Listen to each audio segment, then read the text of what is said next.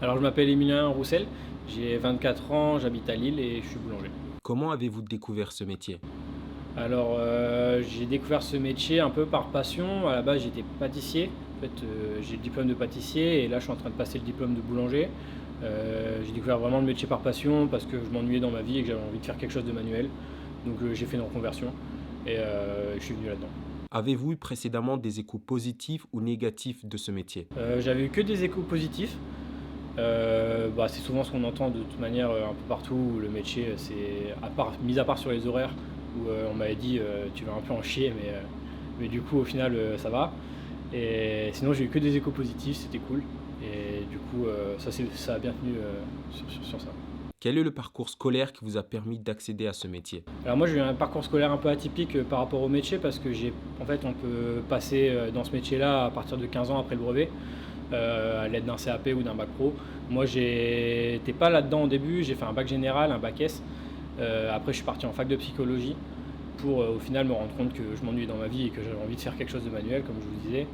Et du coup, je suis parti là-dedans. Donc, du coup, ce qui m'a permis d'accéder à ce métier-là, c'est plus les CAP que j'ai fait après que ce que j'ai fait avant mon CAP. Mais du coup, c'est CAP pâtissier, CAP boulanger et c'est les autres diplômes qui viendront par la suite. Selon vous, est-il facile de trouver un poste similaire? Alors en boulangerie, ouais, je pense qu'il est très facile d'en trouver. Après, trouver un bon poste, c'est encore autre chose, mais trouver pour exercer la boulangerie, c'est assez recherché. Donc je pense que ouais, ça doit être assez facile. Moi, j'ai jamais eu trop de mal pour trouver jusqu'à maintenant. Et en pâtisserie, c'est un peu plus dur, mais ça reste quand même assez accessible. Depuis combien de temps exercez-vous votre métier? Alors du coup là, je suis à 3 années d'expérience. J'ai fait 2 années en pâtisserie dans une autre boîte. Et là, c'est ma première année en boulangerie. Et donc voilà, ça fait 3 ans que j'exerce ce métier. Quels sont vos horaires de travail? Alors mes horaires de travail, elles changent beaucoup parce que comme je suis apprenti, j'essaie de tourner sur différents postes. Ça va varier, soit je vais faire 2h-10h, 4h midi ou midi 20h, principalement ces horaires-là. Et du coup voilà, ça change un peu toutes les semaines selon les effectifs qui tournent et voilà. Quel est le critère à avoir pour réussir à ce poste? Alors, il faut toujours se remettre en question parce que c'est un métier manuel où on apprend de ses erreurs, où il faut toujours essayer d'aller plus loin, toujours plus loin, parce que si on stagne, on arrête d'apprendre et on grandit plus en fait dans ce métier. Donc il faut toujours chercher à aller plus loin, toujours à faire mieux, toujours chercher à être encore plus satisfait de ce qu'on fait. Et du coup, souvent se remettre en question parce que si on se remet pas en question, on reste en bas, quoi. Quelles sont les difficultés que vous avez rencontrées à ce poste? Et au début, j'avais du mal à me remettre en question. Ça a été ma première difficulté parce que je me disais, avec le parcours que j'ai eu, je suis capable de le faire et il n'y a personne qui va me dire quoi faire, quoi. Alors que en fait, les gens qui étaient là pour me dire quoi faire, ils étaient là pour me le dire, pour m'aider. Et je m'en suis rendu compte un peu plus tard. Donc du coup, j'ai eu plusieurs passades où ça allait pas trop au boulot parce que je me remettais pas en question et tout ça. Et dès que j'ai eu le déclic de me dire il faut que tu te bouges, faut que là tu te remettes en question, ça a bougé, quoi. Donc c'est vraiment le truc principal dans ce métier. Quel est l'objectif de ce métier? Alors l'objectif du métier de boulanger, c'est de fabriquer du coup des produits alimentaires, du coup du pain principalement, des viennoiseries aussi. Là où je suis actuellement, on fait aussi des produits traiteurs et c'est à peu près tout. Ouais, c'est ça. Donc du coup, vraiment, après boulangerie, c'est vraiment centré sur le pain et la viennoiserie. Comment décririez-vous votre journée de travail à un enfant? Alors ma journée de travail, déjà, elle commence tôt. Quand je suis du matin, elle commence à 2 heures du matin ou à 4 heures du matin. Donc elle commence avant tout le monde. Dans la ville, il fait tout noir quand je me lève et il n'y a personne aux alentours. Mais c'est aussi quelque chose que j'aime parce que c'est aussi me tranquilliser le matin. Quand je vais au travail, il y a personne et je suis tranquille. Après, ma journée de travail elle se déroule à peu près toujours de la même manière. J'ai mon travail à faire, je le connais, je sais comment m'organiser, j'ai mon organigramme dans la tête qui est tracé et je sais dans quelle ordre je dois faire mes tâches, dans quelle ordre je dois réaliser mes produits, que ce soit pour faire du pain, pour faire des viennoiseries ou quoi que ce soit, selon mon poste, je sais ce que je dois faire au fur et à mesure parce que j'ai appris à le faire dans cet ordre-là. Et après, une fois que ma journée est terminée, je rentre chez moi. Quelles sont les tâches à réaliser? Alors les tâches à réaliser, ça va dépendre du poste. Je vais avoir, quand je commence à 2 heures du matin, je vais être au poste, des baguettes. Donc en fait, je vais réaliser des baguettes, toute la journée. Donc ça va être, pétrir la pâte, diviser la pâte, la façonner, et faire, respecter en fait tous les temps de pouce, qu'il doit y avoir entre chaque étape. Ensuite, je vais pouvoir aussi, quand je commence à 4 heures, être sur le poste de viennoiserie, où je vais être soit responsable du four, où je vais du coup enfourner toutes les viennoiseries, tout ce qu'on doit cuire pour le magasin en fait avant l'ouverture. Ou alors je vais m'occuper de viennoiserie, de gaufres. Donc ça va être ce que je vais devoir faire sur la journée, mes quiches ou des choses comme ça, des produits traiteurs. Ou alors sinon quand je vais être d'après-midi, ça va être de préparer tout ce qu'ils auront besoin le lendemain matin. Du coup en arrivant, tout sera prêt pour eux. Des pains enfournés, des viennoiseries du coup qui sont poussées, qui sont prêtes à mettre au four. Et du coup l'après-midi, ça va vraiment être de tout préparer pour que le lendemain ça se passe au mieux pour les autres collègues. À quoi ressemble votre journée type? Ma journée type, encore une fois, ça dépend du coup du poste où je suis. Elle va, alors si je prends l'exemple des baguettes, je vais arriver à 2 heures du matin. Ma fournée sera prête à débaquer. En fait, il y aura déjà 300 baguettes de pétri, donc par le collègue qui est de poste de nuit qui travaille avant moi. Donc je vais arriver, je vais débaquer du coup ma fournée. Je vais laisser un temps de pause. Pendant ce temps de pause-là, je vais relancer une autre fournée de 300 baguettes pour suivre. Ensuite, quand mon temps de pouce de préfermentation sera atteint, je vais diviser la pâte. Ensuite, le temps de tout diviser, ça va se détendre. En fait, on a des systèmes de balancelle pour faire tourner la pâte, en fait, pour commencer, les stocker, elles arriveront en premier derrière. Là, je vais commencer à façonner la pâte, à la mettre sur couche. Donc les couches, en fait, c'est là où on va stocker les baguettes pour pas qu'elles se touchent entre elles et qu'elles ont bien une forme ronde. Et ensuite, je vais laisser une fermentation encore à ces baguettes et je vais les bloquer. Et ensuite, je vais recommencer ça, donc 3 fois principalement pour faire 1000 baguettes dans la journée. Quels sont les avantages de ce métier? Alors les avantages du métier, c'est déjà on trouve facilement du métier, je pense, dans ce domaine. Ensuite, moi j'aime bien mes horaires, malgré que je commence très tôt le matin, j'ai tout mon après-midi de libre généralement, donc vraiment même si je dois me coucher un peu plus tôt le soir, ou alors je fais une sieste l'après-midi et je me couche un peu plus tard le soir, mais du coup j'ai vraiment tout mon après-midi de libre pour faire ce que je veux. Et l'après-midi, tout est ouvert, donc je peux vraiment faire vraiment ce que je veux. Ensuite, ce qu'il y a bien encore dans ce métier, c'est qu'on est tout le temps en train de se renouveler, de s'adapter à nos produits, nos farines qui sont jamais les mêmes, sont les mêmes, mais en fait d'une farine à une autre, ça va changer notre produit, donc on va toujours chercher à se réadapter, donc c'est jamais monotone en fait. On va toujours chercher à suivre nos produits en fait, et sauf que c'est pas forcément nous qui décidons, c'est aussi nos matières premières. Et donc du coup, on essaie de s'adapter au mieux à tout ça. Et moi j'aime bien du coup parce qu'on s'ennuie pas en fait, on est toujours, on arrive de notre journée, on ne sait pas s'il va y avoir des trucs pas prévus ou pas, souvent il y a des trucs qui sont pas prévus et c'est chouette de savoir rebondir en fait là-dessus et tout ça, c'est chouette. Quels sont les inconvénients de ce métier?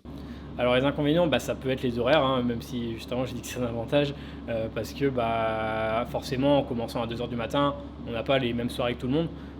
Quand on a une vie, que ce soit une vie de famille, je pense à mes collègues qui ont des vies de famille, vivre avec son entourage, avec ses amis et tout ça, je veux dire, on participe pas souvent aux soirées, parce que souvent les soirées, c'est tard le soir, et moi tard le soir, je travaille. Et du coup, c'est plus le plus gros inconvénient que je vois.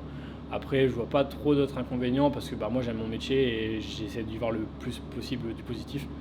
Et vraiment, j'en vois beaucoup de positif. Quel est votre plus beau souvenir? Alors mon plus beau souvenir, je dirais que c'est quand j'étais en pâtisserie, où j'ai réussi pour la première fois à réaliser une tâche que j'ai passé des semaines à essayer de réussir. C'était un truc un peu simple, c'était de couper des millefeuilles.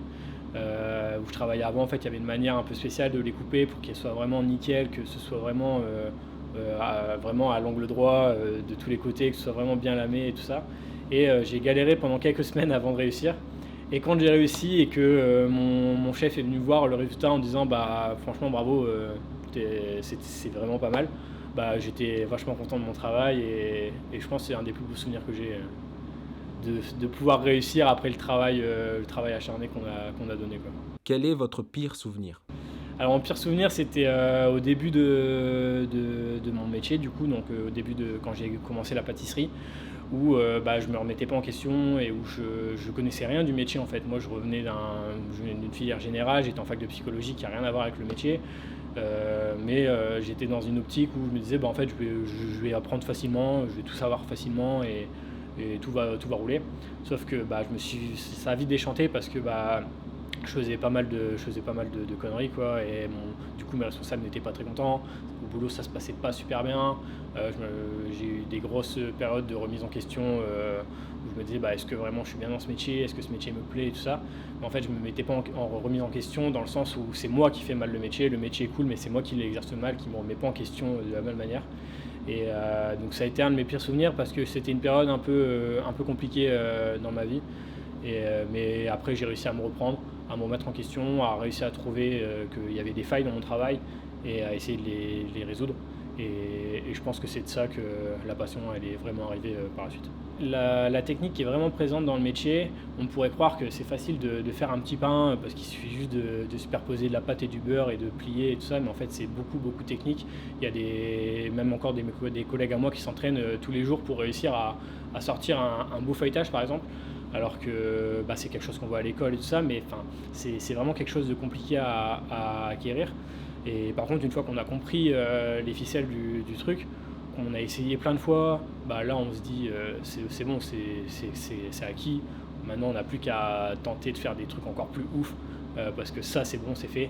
Et du coup c'est ça qui est top en fait.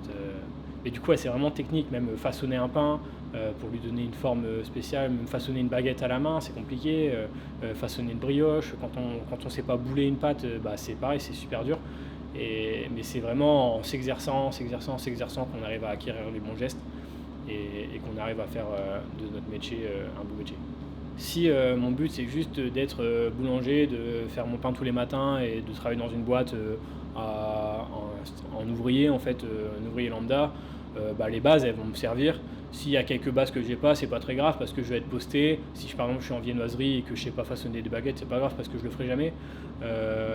Donc du coup les bases sont importantes, mais il faut vraiment se dire que même si on ne travaille pas tous les jours ces bases-là, ils sont quand même importantes dans le sens où si un jour on veut retrouver un autre job et qu'on nous propose un job qu'on ne sait pas faire, on n'arrivera pas à l'avoir.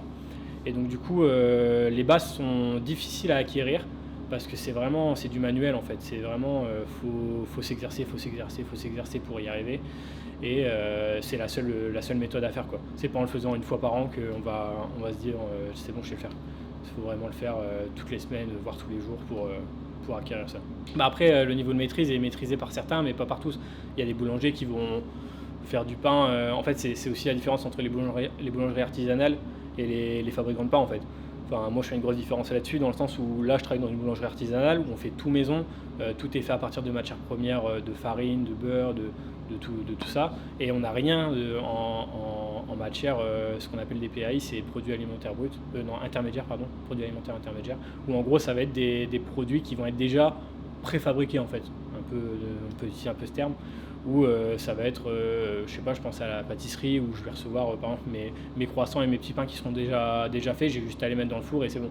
Ou alors un mélange de farine où j'ai juste à rajouter un peu d'eau et tout ça, je mélange, ça me fait une pâte et puis après je peux faire du pain avec. Pour moi ça c'est des fabricants de pain. Là où on est c'est vraiment une boulangerie artisanale où on va se lever très tôt le matin pour partir de farine pour obtenir du pain. C'est vraiment la grosse différence que je vois là-dedans. Quel est le salaire à ce poste? Alors le salaire en tant que boulanger, ça va dépendre du poste et ça va dépendre de la boîte et tout ça. Moi actuellement je suis en apprentissage. Le salaire d'un apprenti va changer tous les ans et il va être en fonction de l'âge. Moi quand j'ai commencé j'avais 21 ans, j'en ai 24 aujourd'hui. J'ai commencé à 860 € par mois net, en sachant qu'en tant qu'apprenti je suis pas imposable donc mon net c'est mon brut. J'ai juste ma mutuelle à payer, donc j'avais 860 dans ma poche. L'année d'après j'ai eu 980 et là cette année je suis à 1180 par mois, donc c'est à peu près je crois que je suis à 76% du SMIC. Et tous les ans ça va augmenter jusqu'à mes 25 ans où là je passerai au SMIC parce que du coup le barème tarifaire est par rapport à l'âge et à partir de 25 ans on passe au SMIC. Après dans le métier on fait beaucoup d'heures supplémentaires. Quand on est dans une bonne boîte qui respecte les ouvriers, ils nous payent des heures supplémentaires. Là c'est le cas dans la boîte où je suis, où le patron est très réglo là-dessus, il nous paye nos heures supplémentaires et on ne travaille pas gratuitement. Donc du coup, j'ai jamais eu 1180 euros. J'ai toujours eu plus parce que tous les jours, je fais au moins 1 heure supplémentaire. Et sur ma semaine, je vais être que je dise pas, entre 40 et 48 heures semaine, alors que j'ai un contrat de 35. Donc du coup, je vais tourner aux alentours de, là en tant qu'apprenti, en troisième année, je vais tourner aux alentours de 1400-1500 euros par mois. Après, je sais que le salaire d'un boulanger, ça va s'élever autour de 1800-2000 euros par mois. Selon les boîtes, après tout dépend toujours des boîtes, mais je sais que par exemple dans la boîte actuelle, un boulanger doit tourner, enfin après j'ai pas les chiffres exacts, mais il doit tourner aux alentours de 1800-2000 euros par mois. Quels sont vos rapports avec vos collègues? Et bah, mes rapports avec mes collègues, c'est des bons rapports en général. Après, on est une grosse équipe, on est 11 dans l'équipe de boulangerie, on est 30 au total dans l'entreprise. En général, ça se passe bien. Comme dans toute équipe, il y a toujours des personnes qu'on apprécie plus ou qu'on apprécie moins, mais ça c'est partout pareil. Le principal c'est de savoir bosser en mettant tous à côté, et du coup il y a toujours une bonne ambiance quand même dans l'entreprise. Moi quand je vais au boulot, je suis content d'y aller parce que je sais que je vais passer une bonne journée, je vais rigoler avec mes collègues, et il y a une bonne ambiance quoi. Après il y a toujours des moments où on est fatigué parce qu'on a des horaires difficiles. Le pire c'est les grosses périodes où à Noël par exemple les esprits s'échauffent un petit peu parce qu'on est tous un peu à cran, on a travaillé une semaine complète et là c'est Noël et on ne passe pas en famille, enfin c'est un peu compliqué. Et du coup, ça arrive que les esprits s'échauffent un petit peu. Mais en général, les relations sont bonnes, on s'entend bien tous en bas, et c'est la bonne ambiance. Comment votre métier est perçu par votre entourage? Il est bien perçu par mon entourage, ce qui n'était pas le cas avant, parce que quand j'ai annoncé à ma famille que j'ai arrêté les études de psychologie pour devenir boulanger-pâtissier, ils m'ont tous dit mais t'es complètement con. Et du coup, sauf quelques-uns qui m'ont suivi, qui m'ont dit bah fais ce qui te plaît quoi. Et très vite, ils se sont rendus compte que le métier en fait était cool, que c'était un métier. Parce qu'en fait, souvent, on dénigre un peu ces métiers-là, où moi, je pense que si j'avais dit à mes parents en troisième, bah moi, je veux pas faire d'études supérieures, moi, je veux être boulanger, je veux faire un CAP, et voilà, alors que je m'en sortais bien à l'école, mes parents m'auraient jamais autorisé à le faire. Même mes professeurs, c'est ça qui est bête, parce qu'au final, même si c'était ma passion, mes professeurs m'auraient dit bah non, t'as 17 de moyenne, toi, tu vas aller en général et tu vas pas faire un CAP, c'est n'importe quoi. Et sauf que bah, si c'est sa passion, autant laisser le faire quoi. Donc je pense qu'il y a vraiment des stéréotypes en fait sur ces métiers-là, que ce soit boulanger, coiffeur, enfin tous les métiers qui sont accessibles après le collège, c'est des métiers qui sont un peu dénigrés. Et où on se rend compte quand même que plus tard, même si on va là-dedans, plus tard on se rend compte que c'est quand même quelque chose de chouette. Je pense à mon père par exemple qui n'était pas très content quand j'avais arrêté les études de psychologie. Il avait un peu fait la gueule quelques jours. Et par la suite, il s'est rendu compte que la pâtisserie c'était cool. Et même jusqu'au moment où il m'a appelé pour me demander des conseils en pâtisserie parce que lui il faisait de la pâtisserie chez lui. Et du coup on s'est retrouvés à faire des gâteaux ensemble et tout ça. Et ça a aussi rapproché un peu les liens qu'on avait. Donc je trouve que c'est quand même quelque chose de chouette. Et du coup je me souviens des périodes où à Noël je vais faire des gâteaux avec lui, des bûches à Noël pour lui montrer comment on fait un gâteau ou comment on fait ci, comment on fait ça. Parce que moi j'ai les gestes professionnels et lui il a les gestes amateurs. Et du coup ça change beaucoup. Et donc dans mon entourage maintenant c'est très bien perçu, ce qui n'était pas forcément le cas avant. Quels sont les débouchés possibles du métier? Alors les débouchés possibles du métier, ils peuvent être assez variés quand même, selon le niveau d'études qu'on va avoir. Moi par exemple mon objectif c'est de finir prof de pratique, donc apprendre à des jeunes à apprendre les bases de la boulangerie. Moi ce serait mon objectif. Pour ça il faut que j'ai les diplômes les plus hauts pour me donner plus de chance, donc c'est les brevets de maîtrise. Ça se passe, là il me reste en gros 5 ans d'études après mon CAP pour obtenir mon brevet de maîtrise si je vais jusque là-bas.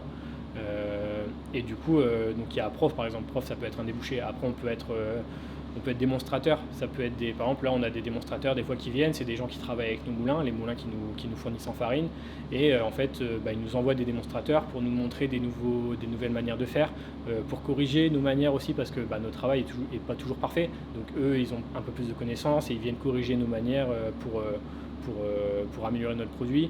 Donc démonstrateur ça peut être encore quelque chose. Après on peut être chef d'entreprise, on peut être chef de labo. On peut être juste simple ouvrier et voilà, après tout ce qui touche à la boulangerie en général, c'est un des débouchés possibles, quoi.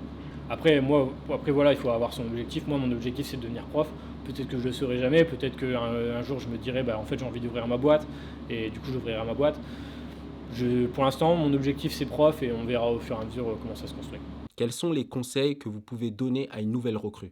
Alors, les conseils que je donnerai à une nouvelle recrue, c'est les conseils qu'on m'a donnés au début, mais que j'ai pas forcément écouté. Mais du coup, je lui dirais d'écouter les conseils, de toujours se remettre en question. C'est hyper important, et je m'en suis rendu compte il n'y a pas très longtemps. C'est d'écouter les conseils de ceux qui savent, en fait, qui sont là pour vous apprendre, et de toujours chercher à faire plus, à faire plus loin, à faire mieux, à toujours remettre son travail en question, même si ça va, qu'est-ce qu'on peut améliorer sur son travail, même si notre petit pain est beau, qu'est-ce qu'on peut faire pour qu'il soit encore plus beau, et tout ça, toujours se remettre en question, toujours chercher l'évolution, et jamais stagner à son niveau, au niveau actuel. Avez-vous un message à donner pour ceux qui souhaitent réaliser ce métier? Et si vous souhaitez vous lancer dans le métier, foncez, parce que c'est un métier qui est vraiment magnifique. Moi, je ne regrette pas du tout d'avoir fait ce choix. Il faut pas perdre une seconde, et y aller tout de suite. Faut pas écouter si vos parents vous disent non, fais pas ça parce que t'es bon à l'école ou quoi que ce soit, parce que si t'es bon à l'école, tu seras très bon dans ce métier aussi, parce que on va quand même à l'école, malgré qu'on soit en apprentissage ou quoi que ce soit, on est quand même à l'école. Et il y a des gens dans ma classe qui étaient très bons à l'école, qui ont 15 ans, qui sont après le brevet, et qui s'en sortent très très bien. Et c'est génial pour eux, parce qu'ils vont aller loin. Et donc du coup, ouais, vraiment, faites ce qui vous plaît. Si c'est votre passion, foncez. Et faites pas ça parce que vous n'êtes pas bon à l'école, et que vous cherchez un endroit pour arrêter d'aller à l'école. Si c'est ça, faites pas ce métier. Il faut vraiment y aller par passion. Cette interview touche à sa fin. J'espère qu'elle vous a permis de découvrir la réalité terrain de ce métier. Si vous jugez que cette vidéo a été utile, n'hésitez pas à interagir avec elle pour qu'elle soit suggérée plus facilement à ceux qui en ont besoin. Ajoutez à ça, n'hésitez pas à vous abonner pour ne pas rater la suite des interviews à venir. On vous remercie d'avoir suivi cette vidéo jusqu'au bout, et à très bientôt.